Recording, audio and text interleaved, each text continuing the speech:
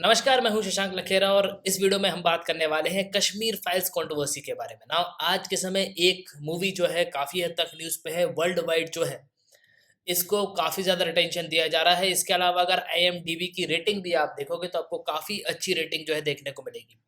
और बेसिकली ये जो पिक्चर है बेस्ड है कश्मीर इशू को लेके, किस तरीके से जो कश्मीरी पंडित्स हैं उनका जेनोसाइड किया गया।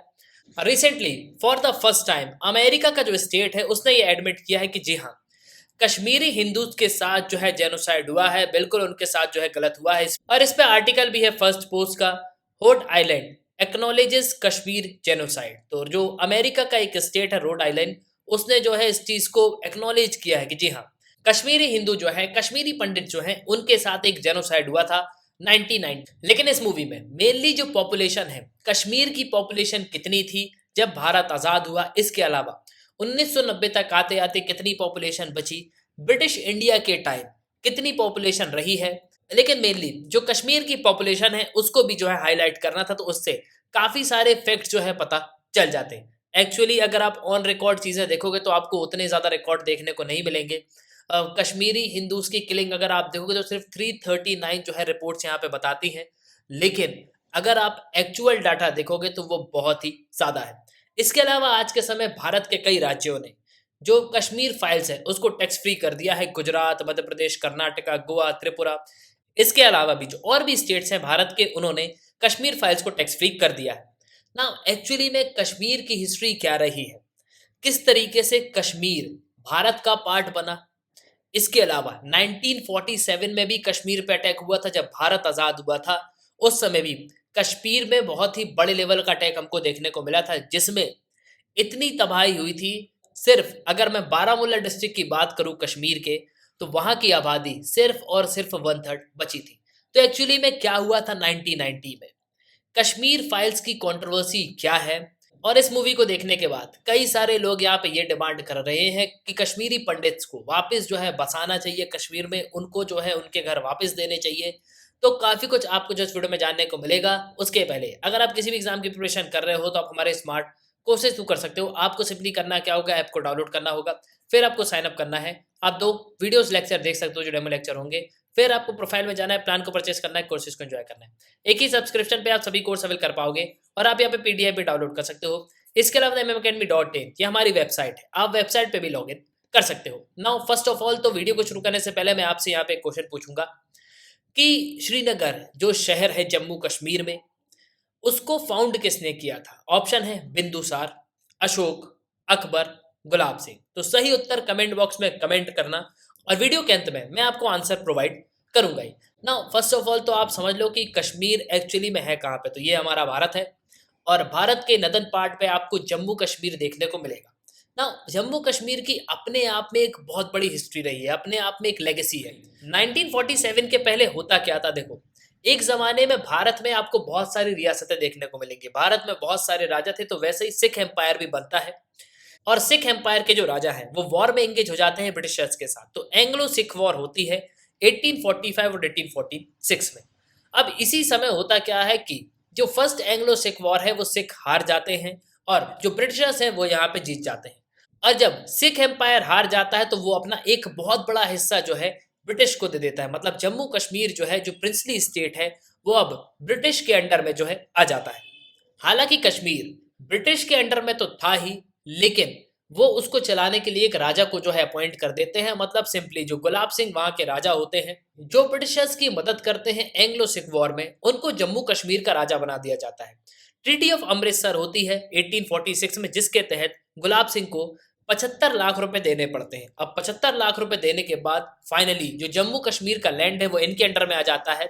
जम्मू कश्मीर वही हिस्सा था जो कि सिख एम्पायर ने ट्रीटी ऑफ लाहौर के तहत जम्मू कश्मीर का जो हिस्सा कब्जा लिया था। आखिरकार ट्रीटी ऑफ अमृतसर में वो हिस्सा जो है ब्रिटिशर्स को वापस करना होता है और ब्रिटिशर्स गुलाब सिंह को जो है राजा अपॉइंट कर देते हैं। लेकिन अब अगर आप कश्मीर के हालात देखोगे तो कश्मीर के हालात जो है चेंज हो चुके हैं।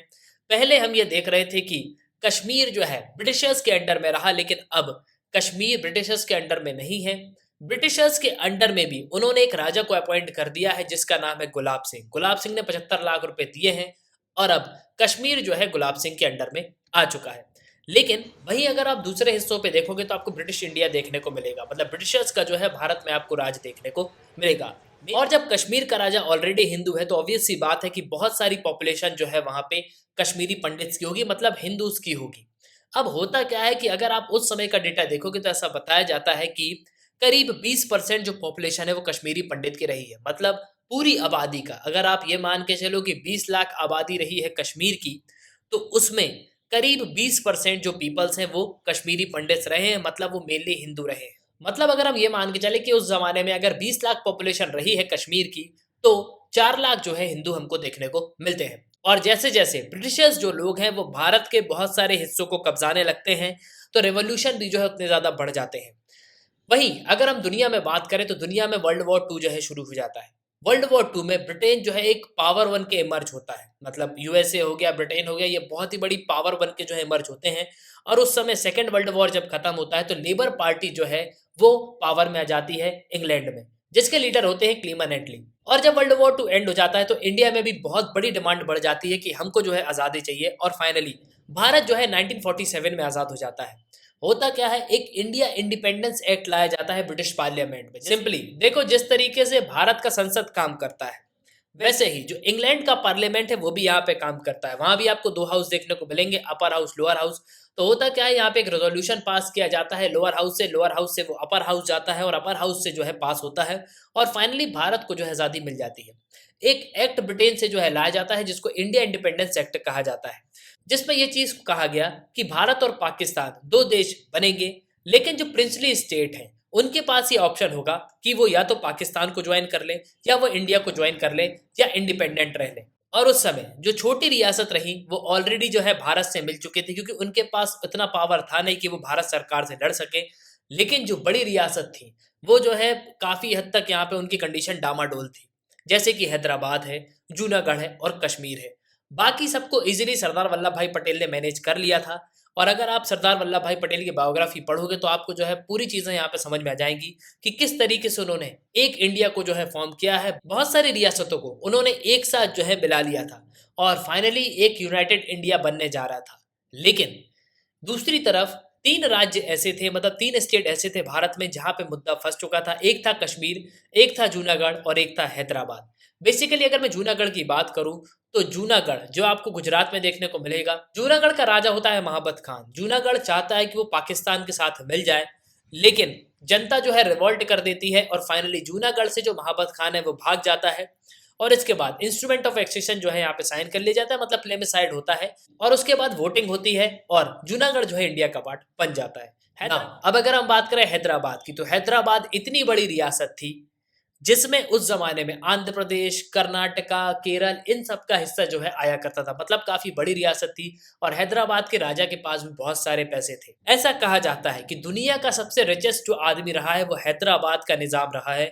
और आगे चल के हैदराबाद में ऑपरेशन पोलो को जो है लॉन्च किया जाता है, और फाइनली हैदराबाद भी जो है भारत का पार्ट बन जाता है। लेकिन अभी भी कश्मीर जो है उसका एक कंट्रोवर्शियल इशू हमको देखने को मिलता है। और फाइनली जब पाकिस्तान के सैनिक जो है अटैक कर देते हैं, मतलब पाकिस्तान के सैनिक प्लस कबायली लोग कश्मीर में अटैक कर देते हैं, उस समय कश्मीर का राजा होता है हरि सिंह, जो कि डोगरा वंश का राजा था।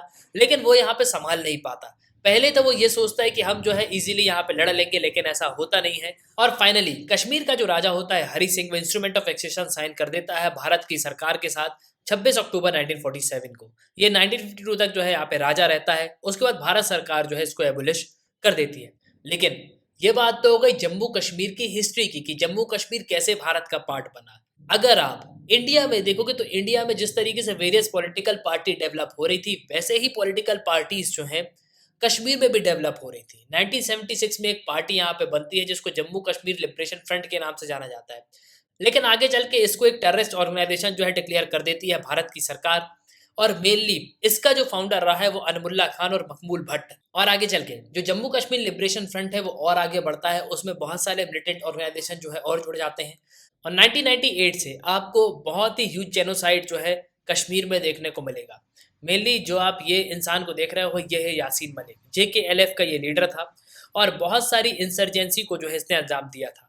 बेसिकली कश्मीरी हिंदू को ये टारगेट करते थे। 14 सितंबर 1989 को इन्होंने तिकलदाल जो टपलू हैं बेसिकली एक भारतीय जनता पार्टी के लीडर रहे, एडवोकेट रहे हैं, उनको जो है सरेआम मार दिया था। इसके बाद 4 नवंबर 1989 को हाई कोर्ट के जो जज थे, कश्मीर हाई कोर्ट के जज थे नीलकंठ गंजू, उनको जो है मार दिया गया श्रीनगर कोर्ट के पास।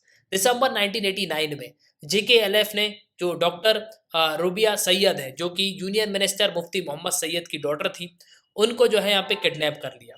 और सिर्फ इतना ही नहीं, देखो कश्मीरी पंडित को सरेआम यहाँ पे धमकी भी दी गई। और देखो बहुत सारे मैसेजेस जो है न्यूज़पेपर के थ्रू दिए गए, या तो आप अपना धर्म कन्वर्ट कर लो, या तो आप मारे जाओगे, या तो आप भाग जाओ कश्मीर छोड़ के।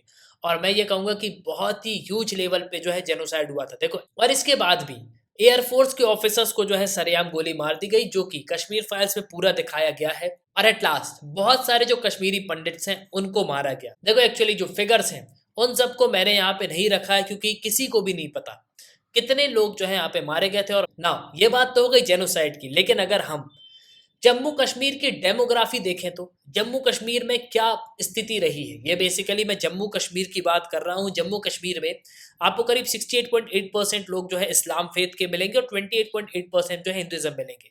लेकिन वहीं अगर मैं सिर्फ कश्मीर रीजन की बात करूँ तो कश्मीर डिवीजन में आपको 96.41% जो है मुस्लिम्स मिलेंगे। इसके अलावा करीब 2.45% जो है ये आपको हिंदू मिलेंगे।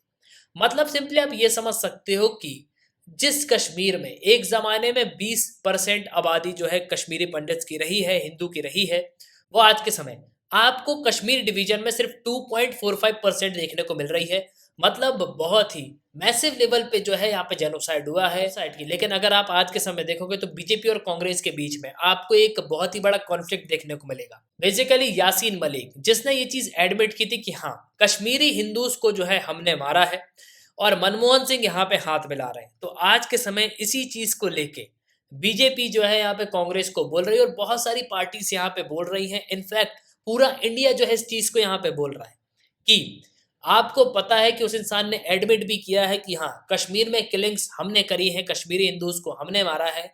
उसके बाद भी आप जो है उसको यहाँ पे एक फेम जो है प्रोवाइड कर रहे हो, एक स्टेज जो है यहाँ पे प्रोवाइड कर रहे हो। और अंत में मैं कुछ ज्यादा यहाँ पे कहूंगा नहीं। देखो बेसिकली जो भी कमेंट करना बहुत सोच समझ के करना, अच्छी लैंग्वेज में करना, क्योंकि हम सब एक अच्छी सोसाइटी से बिलोंग करते हैं। तो कमेंट्स भी जो है अच्छे करना, और बिल्कुल भी लूज लैंग्वेज का यूज मत करना। तो वापस आते हैं अपने क्वेश्चन पे। The city Srinagar in Jammu Kashmir was founded by, तो जम्मू कश्मीर का जो सिटी है श्रीनगर, उसको किसने फाउंड किया था? तो इसका आंसर है अशोक। अशोक ने जो है इसको फॉर्म किया था। नाउ एट लास्ट मैं अब आपसे यहाँ पे जानना चाहूंगा कि आपके ओपिनियन क्या है। बहुत सारे लोग यहाँ पे इस चीज को लेके कमेंट कर रहे हैं कि जो कश्मीरी पंडित्स हैं जिनके साथ जेनोसाइड हुआ है उनको जो है वापस कश्मीर में बसाना चाहिए। लेकिन ऑलरेडी वो जो है दूसरी जगह रह रहे हैं, उन्होंने अपनी ज़िंदगी जो है वापस से शुरू करी है। लेकिन मैं आपसे एक चीज़ और कहूँगा, देखो एक्चुअली में जिसके साथ ये हादसा हुआ है ना, वही ये चीज़ समझ सकता है कि किस तरीके से उसको वहाँ से निकाला गया था। रातों रात उसको अपना घर छोड़ के भागना पड़ा। ये अपने आप में काफ़ी डिजास्टरस सिचुएशन है। तो लिखिएगा ज़रूर कमेंट बॉक्स में, और बिल्कुल भाषा का ज़रूर ध्यान रखना। इसी के साथ ये तंज वीडियो का सुनने के लिए बहुत बहुत धन्यवाद। जय हिंद, जय भारत।